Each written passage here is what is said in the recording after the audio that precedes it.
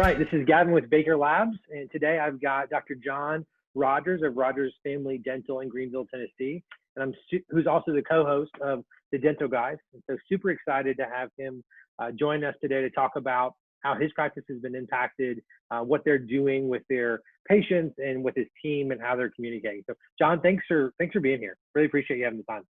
Yeah, happy to be there. Thanks for inviting me. Your dad is a dentist, or was a dentist. I'm not sure how he thinks of that, but he was in practice, and you were in practice with him, kind of in the last round of recession. So yeah. I'd love to get your perspective on. Okay, now, we're not in a recession now, but we're in a really weird, whatever you want to call this financially. Yep. So from that perspective, I mean, how is this similar to like the '08 recession to you, or even, the institutional memory of going back even further than that into 9/11 and whatnot? I mean, what's similar? What's different? And then what are you going to learn from that to kind of move forward? That's a great question. When I got out of dental school, that was what we were told coming out, that it wouldn't just be the golden age of dentistry, it would be the platinum age of dentistry. I promise that was actually the words that were told to us when I was in dental school, like my last year. And, for a couple of years when I got out, that was totally true. People were saying yes, and it was a great time. The real estate market was awesome. Stock market was awesome. Yeah. And then we saw that huge cliff that we fell off of. And all of a sudden, in our smaller town, because I'm in a smaller town, it was a little bit more delayed before we saw the effects of that. And, we went through a time where I was relatively new. I was about 3-4 years out when it really hit. So I was still building kind of my relationships with patients. And, what I saw at that time when I wasn't in an ownership position at that time, I was the associate. I was the person working, with the senior doc, and for the senior doc. And there were some changes that had to be made to the practice for a little while. We didn't feel it maybe as big. The swing was not as big as, say, it would be in, Las Vegas or Scottsdale, Arizona or something, but there were definitely some times where we were less busy. And there was definitely a lot of fear. And I think those are the similarities that I think we're going to have to face. Is it's going to be the busyness question, because it's a question of will patients have, I think there's going to be maybe, and this is, I don't want to get too much in the high weeds, but I love talking about this stuff.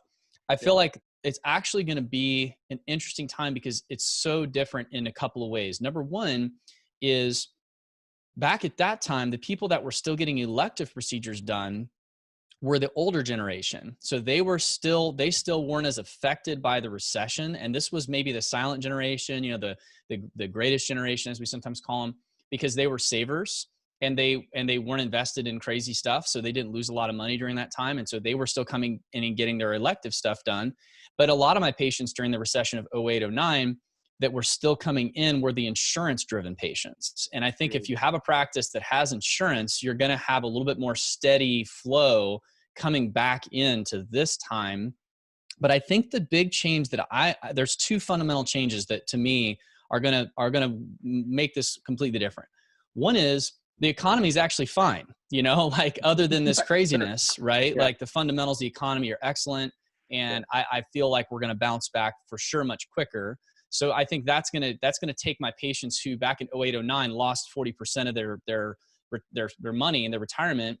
And I think, yes, we've seen that also now, but I think that's going to come back much quicker. So I think that will be one thing that's very different. But the thing that also is different is there's a lot of people that actually are making more money right now on unemployment and stimulus checks than what they were making while they were working, which is bizarre because the unemployment benefit in Tennessee, for instance, puts you at $22, $23 an hour for employees that might have only been making minimum wage. So if you have somebody that's now been sitting at home, not spending a lot of money probably because we're just watching Netflix, they've got stimulus checks, they probably have dental insurance, a lot of these folks. I think there's a huge potential of these people coming out and being actually much more willing to spend money because now they're back employed. They've had this money coming in and they're now more confident actually about their financial situation than what we maybe perceive when we're on the other side of it. If you're a business owner or you're a little bit more higher earning professional or something, you're hurting a little bit more right now. You don't have that income coming in. but there's a huge part of the population back in 08, 09 that was unemployed and they were in a bad way making a lot less money. But now the flip side, they're making more money potentially, or the same money if they remain employed. They've gotten stimulus checks. The economy, I think, is going to be in better shape. So I think that the fear is the big thing we're going to have to contend with. And that was similar in 08, 09. And so you have to come at that from a standpoint of what can you do? What do you do to tell people that it's important to save money, to spend a little bit of money? And that's the approach we took back then that we learned a lot from was if money is your chief concern as the patient, what can we do to save you money? And saving money sometimes means doing some things proactively so that we can not have to be reactive and end up spending more in the long run. And, some people still would say no to that back at that time, but there were a lot of people that, especially the insurance driven people, would go that direction. And so that kind of sustained us. We became a little bit more reactive, proactive type of practice for a little while until we were able to rebuild that more elective side of our practice over maybe a year, 2 years at that time. But I feel like that potentially will be a little quicker now because people have more money in their pocket. The people that I think are going to have less money for a while are maybe that pre-retirement age, those 50s, 60s who maybe lost a lot. They were more leveraged. They've lost money. They're going to be more maybe waiting on things. And I think our practices will shift. And if you're a much more elective-based practice, like a cosmetic practice, I think you're going to struggle for a while because I think there's going to be patients that are going to have less money in that bracket who are spending more elective for a while. And so the question is where you focus your marketing. And we found that back in that time, we focused our efforts more on the reactive, the proactive patients that were doing the smaller things.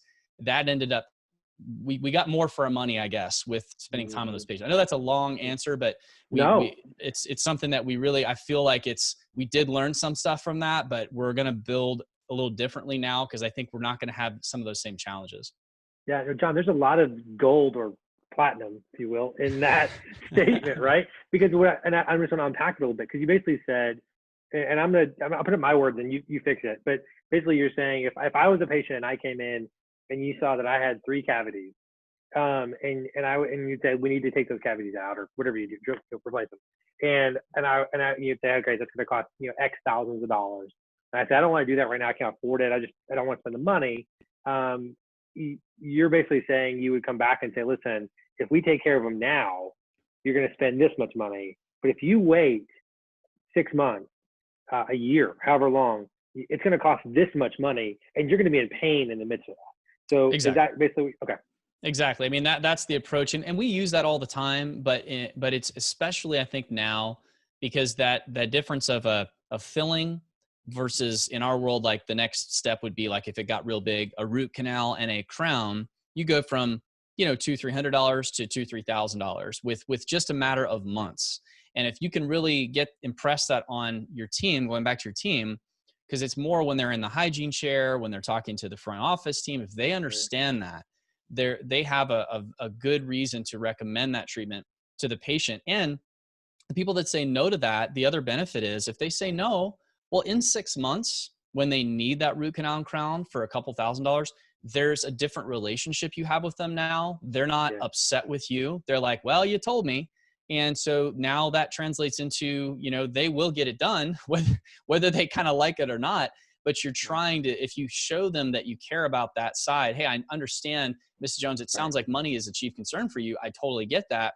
Here's how we can save you some money. We could save you a couple $1,000 if we do this now. And that was something we definitely learned a lot from back then. And I think we'll be using a lot of that language now too.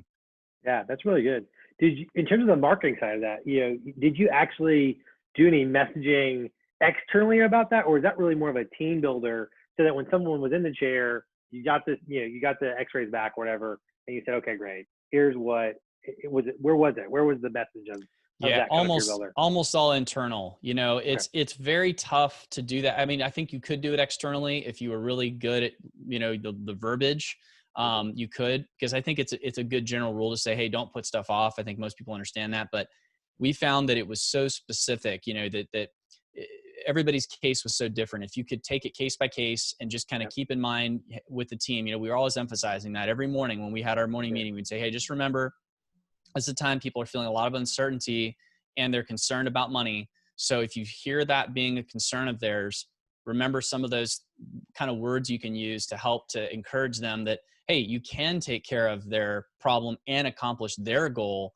And if they feel like it's their goal that you're having in mind versus your goal, then that seems to work. But it was pretty much internal marketing. I felt like that was really where we focused.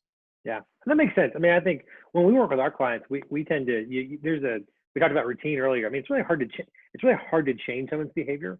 And so no matter what, as a practice you want to focus on, or you want to do, whatever you think is even best for patients, it's really hard for them to see the forest through the trees sometimes. And so if you can just focus on what brings them in, right? Pain, cavities, jaw pain, whatever that thing is, whitening, that's actually where that's going to get them in the chair. And once they're in the chair, they're a captive audience. You can kind of guide them the right path, but you're going to swim upstream a little bit if you're trying to tell them to do this, super, interesting procedure, and they don't, on Facebook, and they're kind of like, a video of implants being added looks really painful. You're like, actually, right. Yeah. So it's gonna be hard to convince them at that point that they should do it versus when they're there. So that's really, really, really smart. In terms of going back to where we're gonna, kind of come back out of this, certainly we've talked to a number of dentists. There's gonna be this. We came back. Let's just say it's mid-April now. So we came back mid-May. Your first 4 weeks is gonna be crazy town, right? You guys are gonna run extra hours. You're gonna run overtime. You're going to be trying to get everybody who wasn't in. Do you think, and I'm asking you to pull out a crystal ball here, so that's hard, but what do you think is going to happen in, month 2, month 3, after you get through the backlog? That's a great question. I've been thinking a lot about that this last few weeks, because a really smart friend of mine kind of shocked me probably 3 weeks ago. We were talking, and he's a lot smarter businessman than I am. And he said, hey, have you thought about what it's going to look like in 6 months? Because all these people who you were supposed to have seen last month are supposed to be coming back in 6 months.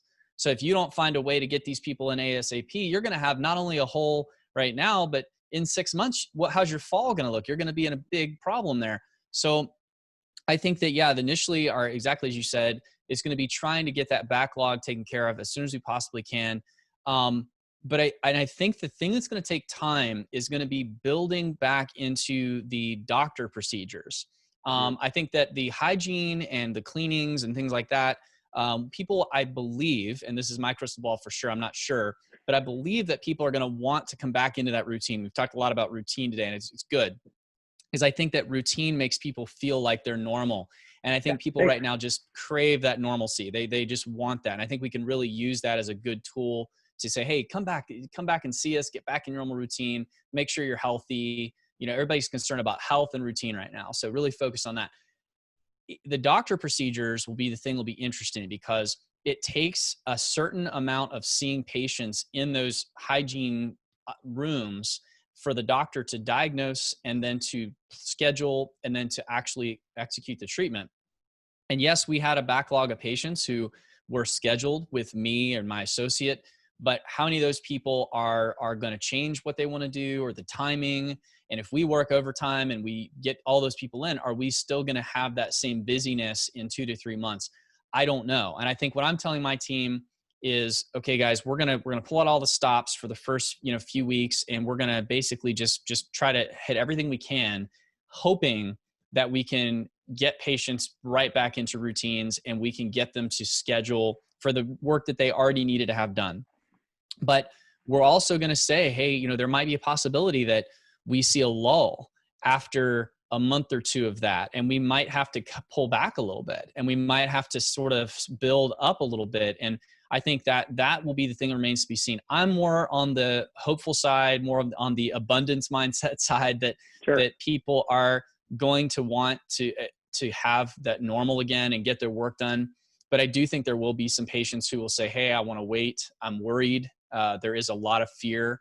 And that if we can combat that through talking about our infection control procedures and protecting them well and that kind of stuff, we can counteract some of it.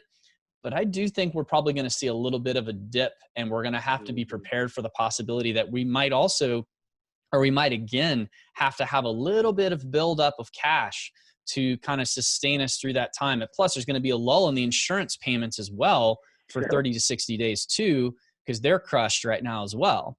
And even just us doing the procedures. So cash wise, we're going to have to really be smart to not just like throw everything into this, and make sure that we actually know that we're on kind of solid ground. If someone had questions for you, they wanted to reach out to you, what's the best way to get a hold of you? Yeah. So if you want to send me a question, best place to do is just send it to info@rogersfamilydental.com, info@rogersfamilydental.com. That will get to me. So if you have some question for me about any of this stuff, I'm always happy to, or you can check us out, the Dental Guys podcast. If you are a dentist, I'll plug the podcast. Yeah, if you are a dentist and you're, got some time on your hands and you want to listen to some stuff, we talk about clinical topics, mainly some business stuff, but mainly clinical things, how to kind of take your practice to the next level. Check us out. You might find it interesting. Yeah, very sure. So, and on our end, we covered a lot of marketing. That's what we do at Baker Labs. We help healthcare businesses grow and thrive. And so we cover the full gamut of marketing help, from simple messaging and strategy all the way to implementation and helping it out. So if you got questions about things we talked about here, you think, hey, I want to do a video. How do I do one? I want some help. That's a great place to start. I'm happy to answer the questions. And you can reach me at Gavin, Gavin, at bakerlabs.co, which is .co. There's no M at the end of that. And we're happy to answer your questions and talk to you. So John, thanks again. And I really appreciate that. Yeah, happy to do it. Thank you.